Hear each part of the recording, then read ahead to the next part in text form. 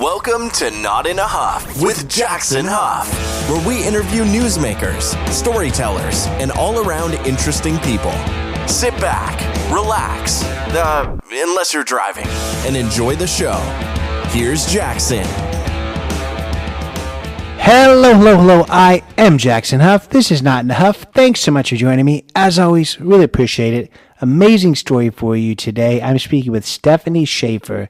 Now, Stefanie may have been a part of a news story that you heard about back in 2018. Back in 2018, she went to the Bahamas with her family on a getaway. Every year, her and her family went somewhere. That year, they decided to splurge, take a trip to the Bahamas. That particular day in June, they decided they were going to go to Exuma Island. They were going to go see the pigs that the swimming pigs that all kinds of people post about on Instagram. I'm sure you could get on there now and see these swimming pigs. But they decided to board a boat off to Exuma Island, and 3 minutes into the boat ride, the boat exploded.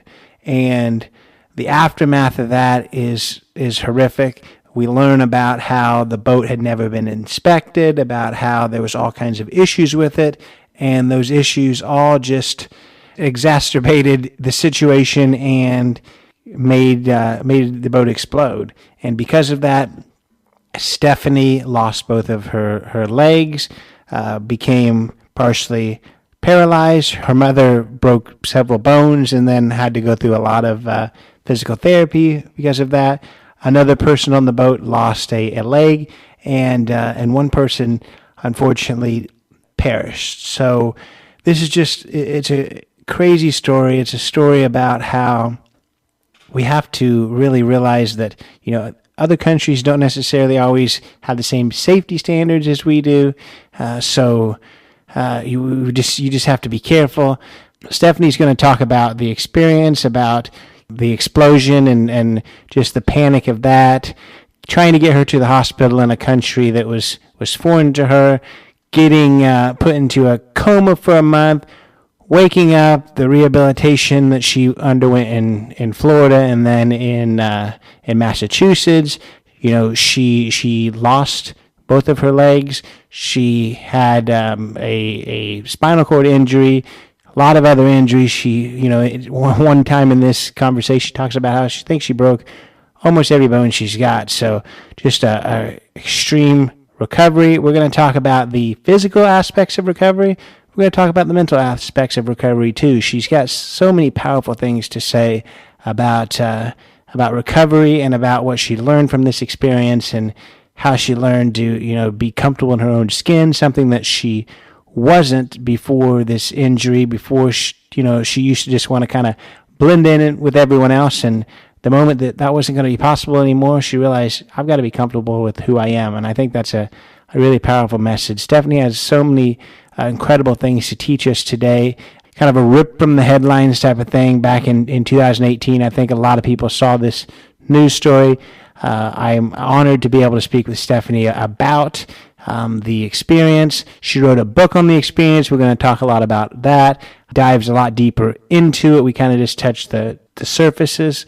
So I really think you're going to enjoy this conversation. It's a really powerful one. So here is Stefanie Schaffer. I'm here today with Stefanie Schaffer. Miss Schaffer, how are you? I'm good. How are you? I'm good. Hardest question of the night. Just introduce yourself. My name is Stefanie. I am 27 years old, living in Southern California, but, born and raised in Vermont. So that is me. That is you. Yeah. And we're going to kind of unpack a lot of the details, but I think that the best thing to do to start out with is talk about, June of 2018. Something quite major happened with you. We're going to kind of talk about, a lot of the aftermath, but let's talk about exactly what happened that June day. Yeah. So June of 2018 is when my life completely changed. Not in a way that I think anyone would really expect. It's not a story that starts a way that I think a lot of people think it's going to go the way that it does. But it was summer. We always try to go on like one, family vacation to spend some time together. And we wanted like a big one that year. So we we're kind of all brainstorming as a family, and we decided to go with a group of our family friends to the island of Exuma in Bahamas. So we flew out that June. We went to Exuma. We spent about 3 days there. It was like, exactly what you picture and imagine. The first few days, we were just, kayaking, snorkeling, lounging on the beach. So it was like a dream vacation to start. And then the reason we had chosen Exuma was because we had found the advertisements of Swimming Pig Island, which is their like most popular attraction. It's all over Instagram these days. Yeah. So we booked a tour. We had actually considered a few different tour companies because we were aware of the fact that we were outside of the United States, and we were trying to be cautious and careful on all of those things. And we went out on what was supposed to be a half-day tour. And 3 minutes into it, we were, going really fast in the water, and the boat went up into the air, hit the water, and then it exploded directly beneath the seat that I had chosen. That's how it starts. And it gets crazy from there. It certainly does. The two things, that when I first read your story that, is scary to think about is one, I'm a huge traveler. I've been on boats in all kinds of countries, Costa Rica, some interesting places that I feel like people need to do a little bit more of a deep dive into these things. Because I think that's kind of part of your story that, the safety regulations, a lot of places are just not the same as they are here or, some other more modernized countries. So that's huge, which kind of leads me to wonder, do they know exactly what happened? Was it just a faulty engine or what happened exactly? Do you know? Like you said, you assume because so many people go to these places for tourism, they operate on tourism. That's what these countries are known for. So we think of them as these dream destinations, and we don't understand that sometimes there's just like a lot that we don't know.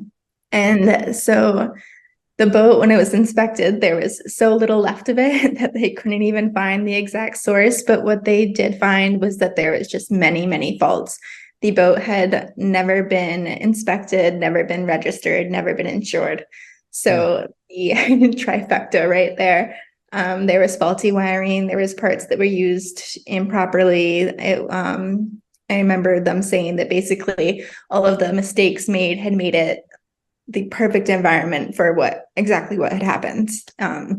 It's why there was nothing left of it, was because it was just so damaged that it was just ready to just go up in flames, basically.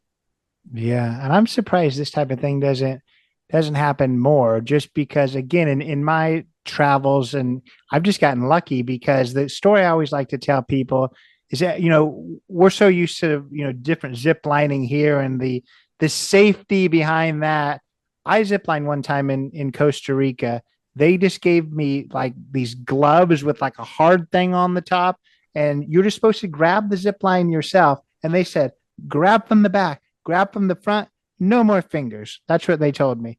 So yeah, that just shows you just how different the safety is in a lot of different places. And your story is a very impactful one, because it was, a time where that safety and being inspected would have been would have helped a lot of people for sure. Because I know with you, okay, it happened right under your seat. I know once you got to the hospital, with you were in a coma. Was this a medically induced coma? Do you remember any of the accident, or were you out from the initial explosion? Right. So the crazy part is that I did not lose consciousness in the explosion. We have no idea how. I don't remember any like visual memories. I can remember how I was feeling in the moment. So I remember like sheer panic. I remember, darkness. I was trapped under debris. I remember knowing at that moment that I was dying. But my family stood around me, and, they were bringing me back to shore and all of that.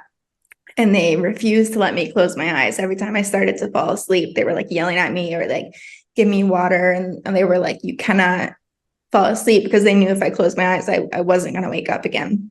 So talking about limited resources, we got to shore and there was no ambulance.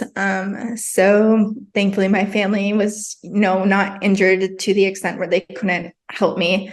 So they found a parked pickup truck. They didn't know whose it was, and they just took all the belongings out of it and they just put me in the back, and they found the man and they're like, "You're driving us to the hospital right now." We got to the hospital and the doors were locked and there were no doctors inside. And at this point, they're still keeping me awake, but I'm like really starting to fade at this point. And then I was eventually, when I was transferred to NASA, the bigger hospital where they were like, could actually treat me there, that is when I arrived and was somehow still conscious. But that is when they started doing I think it's called like the Glasgow coma scale. And I was going into a coma. So I did slip into it on my own, and then it was medically induced to give me a chance, I guess. I stayed in a coma for 1 month. Wow. Just a moment of levity, because that is a very intense ordeal. Where were the pigs at in all of this? Were they swimming around? Where were they at? What were they thinking? We never made it. I remember joking and being like, recovering early on and being like at this point, they owe me like a pig. Like they should just be like mailing me a pig or something, because we never even got to see them. So yeah, thankfully we didn't make it too far out in the water, or that would have been even worse. But that's that. I didn't think about that. Yeah. If you would have been too far out there, that would have been even more catastrophic for sure. So you were in a coma for a month. I know your book kind of details, first waking up and the nurse seeing you first wake up, all that kind of stuff. On your end, how much of that do you remember? What was it like waking up after a month of being in a coma and kind of dealing with a kind of a new reality? Yeah, it's like a mix between reality and being awake, but having no idea what's happening. I was hallucinating a lot, which is, really crazy. Like very clear hallucinations. It's so nuts to think about. But the medications were, of course, still so strong. My first memory, like real memory, was my family and doctors coming in to tell me I had lost my legs.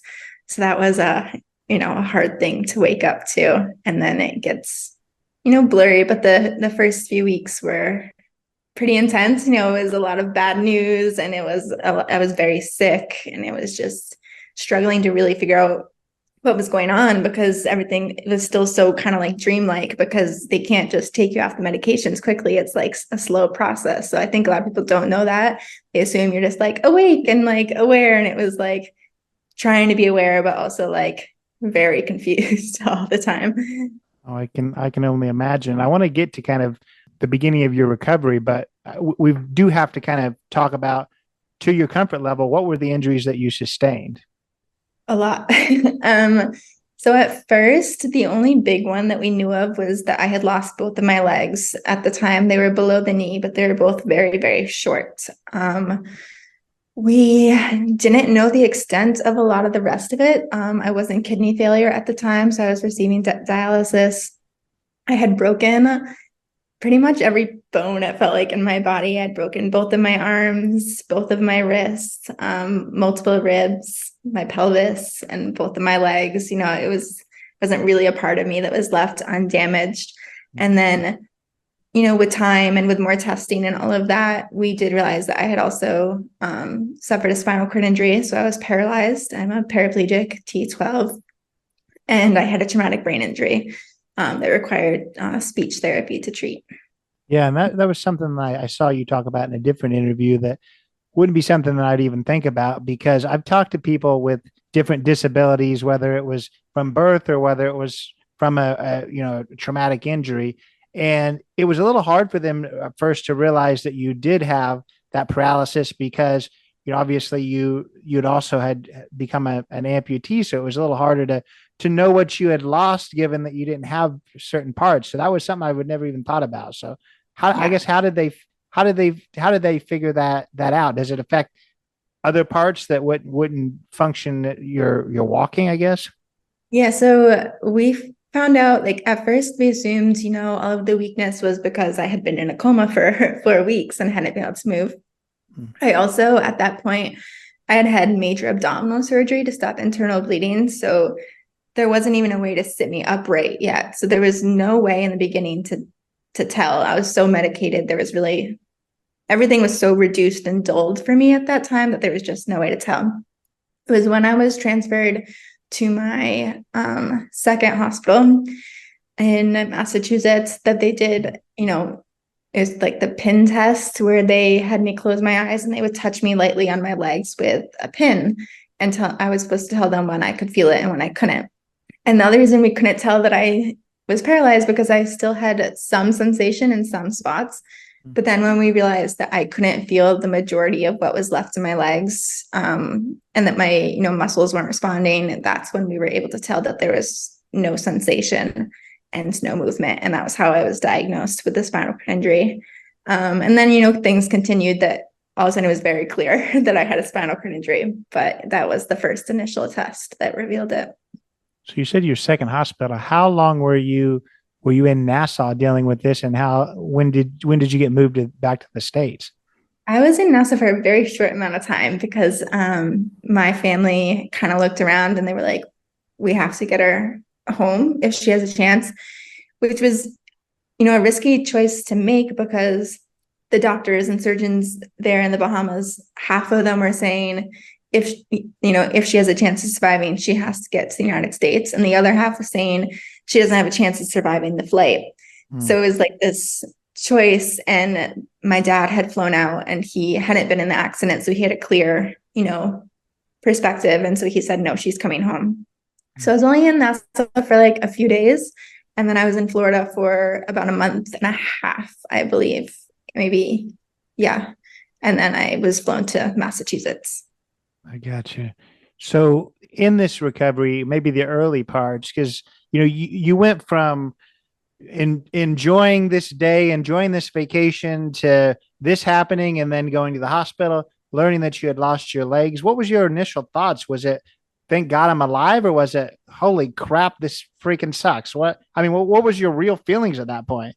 Yeah, I mean, at first there was definitely denial. I was a young girl, like losing your legs. That's, you know, the worst news you could ever imagine. And I didn't believe it at first. I had to be told multiple times. And then I remember reading the article about what had happened to me and seeing the pictures and having it click and that I had lost my legs. And I remember, I cried a lot at the beginning, but then I became hopeful very quickly. It was just, I had been an athlete my whole life. I grew up, with competition. It was a very big part of, my dad's and my relationship because he had always been my coach. So when he was in my room, we're talking about how I'm going to beat it.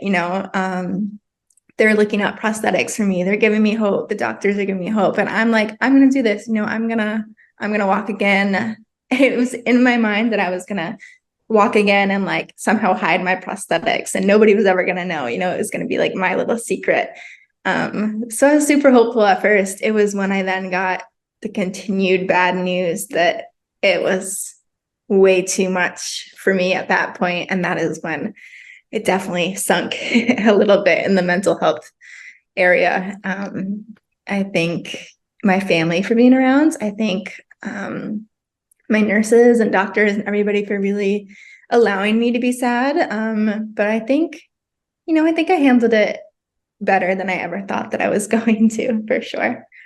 Yeah, and you talked about this in another interview too that I just thought was fascinating, where you kind of talked about how it's almost helped you put a better perspective on, I guess, you're being comfortable in your own skin, that you were an athlete before, you never were super confident in your own body. And then when this happened, you had to kind of realize that, hey, you're always gonna be a little bit different. So I might as well get comfortable. I thought that was interesting. If you could talk about that a little bit. Yeah, I think it was a lesson that was incredibly painful to learn, but that to this day, I'm so incredibly grateful to have learned it. My whole life, before my injuries, I just wanted to blend in. I didn't want to stand out. I wanted to be good at sports, but I never wanted to be like the star. I wanted to be, pretty, but I never wanted to be someone that was, stared at. I really did everything to be the same as everyone else around me. And then this happened. I realized I could do everything. I could do everything, and I was never going to be the same as people around me. And I had to finally learn to be confident in who I was and be confident in my differences and just embrace who I was, now where I was going to be miserable for the rest of my life. And none of us are meant to be the same. We're all meant to stand out in our own ways. And I think being able to learn to accept that has made me so much more confident than I ever would have been before. I feel like ever since my injuries, it's kind of been the first time I've ever really felt, beautiful, confident, all those things that I should have felt, before, but I am thankful to at least feel them now. Absolutely. I think that's powerful. I wonder too, what was, I guess, in the beginning and then still ongoing. I mean, I've talked to people, that have sustained injuries 20 years ago, and there's still a recovery aspect to it. So I wonder, from the beginning to now, what does your recovery look like? Yeah, I still do training. I'm still working on my walking gait every week. I do as much as I can to stay active, stay strong. A lot of it now is really about taking care of my health more than it is being like, oh, I need to walk again. I have realized, that image I had in my head wasn't super realistic. I can walk, but with a walker or crutches. So I want to be able to keep being able to do that and be strong enough to be independent in my wheelchair. So now I have this balance of both, which I think has been what has allowed me to move on and accept, that I am still working at recovery, but it's not all consuming anymore like it was at the beginning. So now I still train here at a paralysis recovery center in Southern California. I do that 2 to 3 times a week. And I, make sure I'm keeping my bones strong, trying to minimize as many side effects that come from paralysis as I possibly can. Yeah. And I want you to, we focused on your story here. I think that, it was a tour group. I want you to kind of tell us what happened with everyone else. There was 10 passengers. There was 2 crew members. I believe one person did lose their life, but what happened with the rest of the passengers? Yes. So there was a couple, a husband and wife there, and then there was our group. So we made up 8 of us, and then there was the other 2.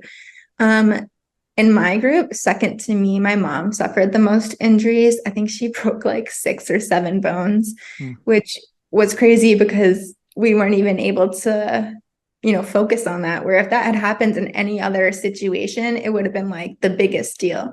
Mm-hmm. But she just, had both of her legs in boots, and she had a lot of similar injuries to me, just much less severe. So both of our wrists, both of our legs, both of our ribs, but yeah, she was, 1 floor away from me when I was in the ICU. She was in the trauma unit, and the patients there are not supposed to leave, but the nurses would get her out of bed and dressed every single day, because at that point they didn't know if I was going to make it, and they would bring her down to come just sit with me. And she's doing much, much better now. But for her, it also took years of, physical therapy and things like that. In my group, there's also my little sister, who thankfully had no physical injuries, but she was the one right next to me in the truck going to the hospital. And so she remembers the most. So she has had to deal with a lot of PTSD. I mean, we all have, but hers is more severe. Same with, my stepdad. And then our friends were injured, which thankfully. And then the other group, the couple that was there, who we have gotten to know, Tyran, he lost 1 leg. He's an amazing guy. He's doing really well now. And his wife was the one that unfortunately, very, very sadly lost her life. I feel very guilty sometimes complaining about my injuries, because there was a life lost that day. So it is something to try, I try to keep in mind. Yeah, absolutely. And we're talking about this because you wrote a book kind of detailing everything, what made you decide that you wanted to write a book and kind of share your story? I mean, right away, everybody was saying, because it's such a crazy story, everybody was saying to me, this needs to be a movie, this needs to be a book. So it was always in my head.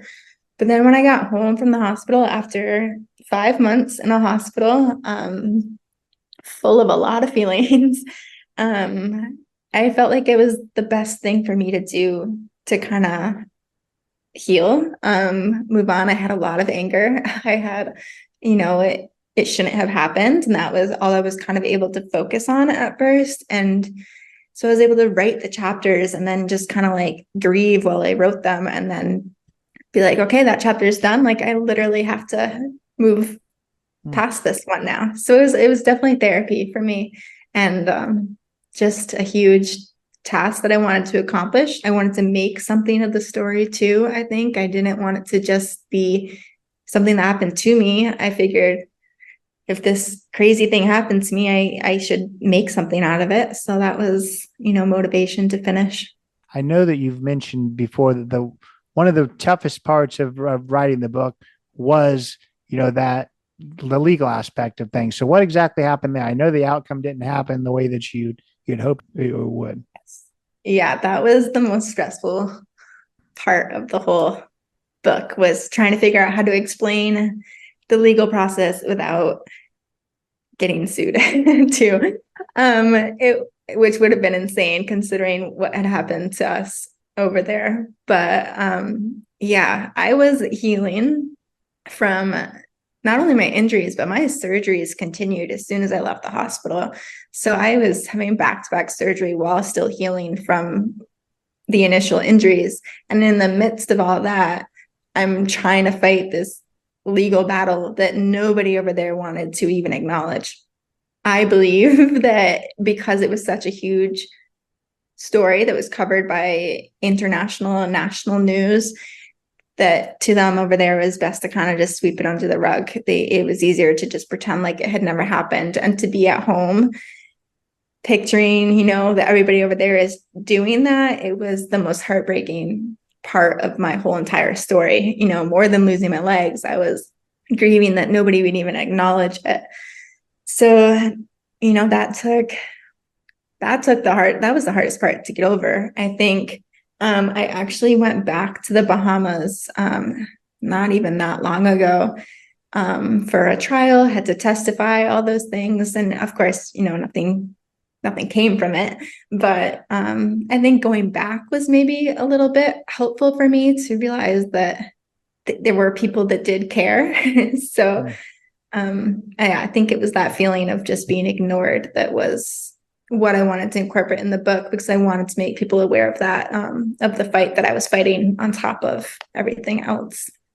Yeah. Yeah. Of course, you wanted to be heard when it comes to the wrongdoings of the tour company. But I wonder, what was it like dealing with kind of the media attention when all this happened? Maybe you didn't even know it was happening, but you already talked about how, it got picked up internationally, this horrific accident. You're in the hospital, you're trying to recover, and you've got, a lot of people knowing about it. What was that like? I mean, initially I didn't know anything about it. But I know that it was very hard on my family because it was hard to decide how to approach it. Was it, keep the news away, which was an option, or was it bring as much attention as you can? And everybody had different opinions. And because at the very beginning, I wasn't awake to ask, it was, there was tension, I would say, on trying to decide, who gets to make that decision for me. So that caused a lot of stress at the very beginning. And then the first time I really became aware of it was when I had to go to Massachusetts and they asked me to make a code word for myself at the hospital so that nobody could come and visit me without knowing the word, because they didn't want press just showing up, which was crazy to me that it was that extreme. But then I think there was a lot of good sides to it too, because at first it was just my family doing the interviews. And I remember finally getting to the point where I was like, why am I not being asked to speak for myself. I was like, I'm good. I want to tell my story. And so when I did my first ever interview, I think that was like also a huge step in moving on, because it was speaking about it and kind of taking control of it in the little ways that I could. So I do think there's a lot of good that came from the media attention. It just also had a little bit of stress too.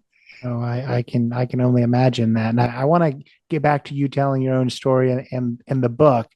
What, we already talked about maybe the hardest parts to write about, the legal aspects. And I know writing about your sister's experiences was a little bit difficult too. But when it comes to the actual writing aspect, what was the hardest part there? I always like to ask that because, there's interesting things have happened to a lot of people, and I've talked to a lot of them, but doesn't mean that they can write a book that anybody wants to read. So you've accomplished that. So I wonder, what was the hardest part of writing all of it? At the beginning, I was very, like you said, nervous that people were going to actually want to read it. Like, it wasn't just like, let me write this paragraph about what happened to me. It was literally like, how do I make each individual sentence sound the best that it possibly can? Not just to me, but to everybody who's going to read it. So I started with a local editor and author that I had met in Vermont. And the kind of plan, not a plan, it was just an idea, was that I was going to, have her help me with the writing. But I wrote the first 1 to 2 chapters, and then we both just kind of looked at each other, and she was like, I'm not helping you because you don't need it. And I was like, I don't want you to help me at this point. Like, I want you to help me with, guidance, but I didn't want any of the writing to not be my own. So yeah, I took the whole thing over and I just did it by myself. I would say the hardest part was deciding what people would want to read and what people wouldn't, because to me, I just wanted to write it all. I wanted to give every little detail and share every part of every day, but it was like, nobody's going to care about that. Like, I care about that part, but readers aren't going to care about that part. So I would say, yeah, keeping it concise was the hardest part. Yeah, no, I've heard that so many times. I've probably interviewed 20 people that have written a memoir, and almost everyone says that same thing. The hardest part is not what to put in the book. The hardest part is what to leave out of the book. Yes. So yeah. And I mean, how did you make that determination? Because obviously all this is very traumatic and very important to you. I mean, it's your own life. So how did you decide, people don't really care about that. People don't want to hear about that part. I mean, I literally wrote it all at first. The book was probably at least twice as long as it is now. And then I just read it over, like the whole book, like over and over and over again when I was finished and editing. And at first I was just looking at the major chapters as a whole and just saying, like, is this chapter needed? And then when I had the chapters narrowed down, I went through like paragraph by paragraph, like, okay, is this paragraph as needed? And then once I had, that, I literally went sentence by sentence, cutting out extra words, trying to like be like, because I wanted to be as straight to the point as I could. I think, I honestly think it's like Nicholas Sparks or someone really famous like that. And I remember like a long time ago reading this quote of his that says something like, I try to leave out the parts that people skim over, because like, everybody skims some when they read. And so if I felt like a part was like a little bit duller, or like a part that wasn't necessary to make the point, then I would just highlight it and then remove it from the file. I think I had like 7 drafts before I got it down to what it is now. Yeah, and I know in the book too that you did something a lot of people don't do in memoirs, and that is write certain parts from other perspectives. Why was that important to you? Yeah, I think people have picked up on that. So the beginning, it had to be like that because I needed to tell the beginning story, but I was unconscious for the first 4 weeks, and I needed to be able to tell, the day of the accident. I wanted to tell the kind of, behind the scenes of what was going on while I was waking up and while I was sedated and all of that. So it was important to get those details in, but have them not be from my perspective so that, they were true. So I interviewed my family a lot. I interviewed my family friends that were with us, and we would just sit down and have conversations, and I would literally take notes while they were talking to me, and then I would write it to include those details. I also felt like because we were in that accident as a family, that it was my story, but I also wanted to include a lot of the main people in it, which was my family. I wanted to include, how traumatizing that must have been for them as well. And then I wanted to, I included people like my surgeons that became such a big part of my life, because when you're living in a hospital, they become family. And so I think it just was easiest at times to not have it be just from my perspective. Yeah. What's your, you talked about writing the book and how it was therapeutic because you would write about this certain instance in a chapter and then you'd be like, that's written, that's done. I've got to kind of move on from it. But that's easier said than done as well. So I wonder, what's your relationship with the book and the experience now? Is it something that you can kind of look at now as kind of out of body, or is it something that still is relatively traumatizing? I think that's a good question. I think it is kind of out of body for me. I think reading it almost makes it seem like it happened to someone else. Hmm. But also I think it's since the very beginning of waking up, there's been like this like want out of mine that I want to remember as much as I possibly can, because I learned so much about myself and about life in general, about my family, about everything, that I didn't want to forget the pain that I had gone through, because that was when I felt like I learned the most. And I didn't want to like take life for granted again if I forgot all of that pain and I was just, healed and, back to kind of how I was pre-injury, where you kind of take days for granted. So I wanted to remember the pain and all of it as much as I can. So I love now that it is in words, where if I want to ever read a chapter as a, an actual refresher, that I can, and once again, put things back in perspective. I mean, your family was such a big part of the process, and even parts of their story as well. So this isn't as I guess pertinent as it would be in other people.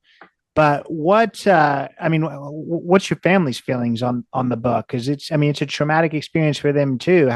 What's their relationship with the book? They're all very, very proud of me for writing it, I would say, is the first thing that I think of. I would also think my sister is the one that can't read it yet. And she, has tried, but she's just like, it's way too hard for her. So my mom has read it multiple times and, she'll cry the whole book. I don't know. I think it's similar to me, that they're glad to have it in writing and have made something out of what happened to us. But I think to varying degrees, it is hard for each of them. I think my dad and my sister have it the hardest with the book. And you talked about earlier too, learning kind of the new reality and grappling with all that and dealing with the mental health aspect. This is several years later. Again, to your comfort level, I mean, what's been that journey? How has the mental health journey happened? I mean, I feel like it's a huge thing to come to terms with and make sure that you're in a good place day in and day out. Yeah. At the beginning, it was tough. I think for a long time, I was doing a lot of therapy.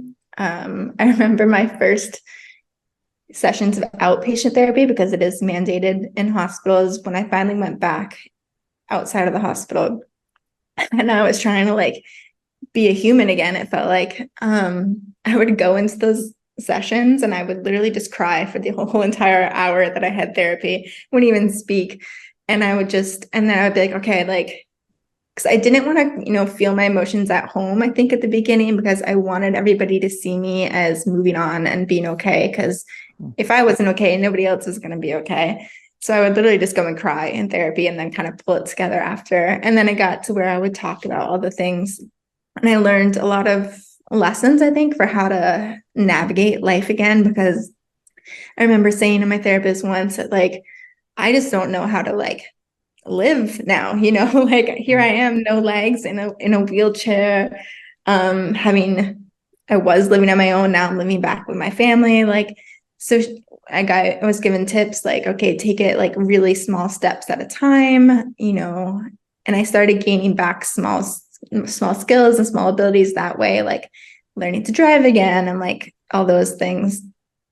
And then I just continued with the therapy even when I was feeling okay, just because it felt like it was helping me maintain being okay. And now I'm at the point where I haven't gone for a few years and I'm, living on my own. I've moved out.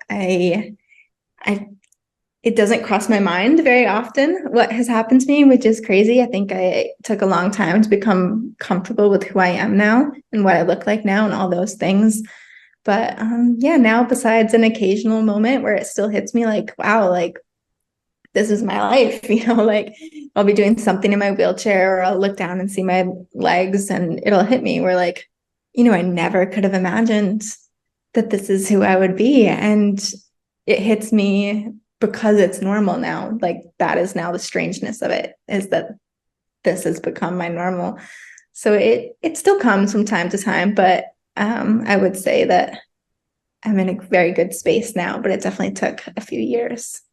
Yeah, that's all powerful. I'm really, really happy to hear all of it for sure. And I want you now, just in wrapping up the book, um, learning somebody's interesting story, and that's certainly what it is a great reason to read a book. But what outside of that, what do you hope people gain from the book, I guess, to take into their own life? I think some of the big things that came through in the book that I didn't even really plan on. One of them I think is really directed toward young women more than anyone else, even though it does relate to everyone, which is just, it's so easy to acknowledge everything that we, don't have. It's easy to see everything that we wish was different. And it's so much harder for some reason to look at ourselves and our lives and appreciate all that we do have going for us.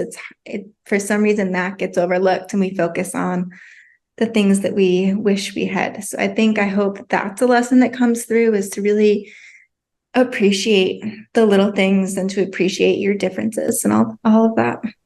Yeah, I think those are great lessons to learn. So let's now just get to your current life. We've had to reschedule several times. We're both busy people. You've got a lot going on. One time you messaged that sorry you couldn't respond because you were on set. So what do you got going on these days? What's up with Stefanie in 2023? Yeah, that day I was actually at a modeling job and I had like just a quick second to text you back. So I am living in Southern California now. I've been here for a few months. What I do for work now, which has been great because it lets me still do my physical therapy and, take care of myself and feel healthy, is I do a lot of modeling. I do things like this to promote my book. And then I also do a lot of social media work. So all very different paths than I expected, but it has made for a fun and pretty rewarding life. I love it. And this is a tough question. What do you hope that the future holds? Where we, if we're talking in 5 years, what's Stefanie doing?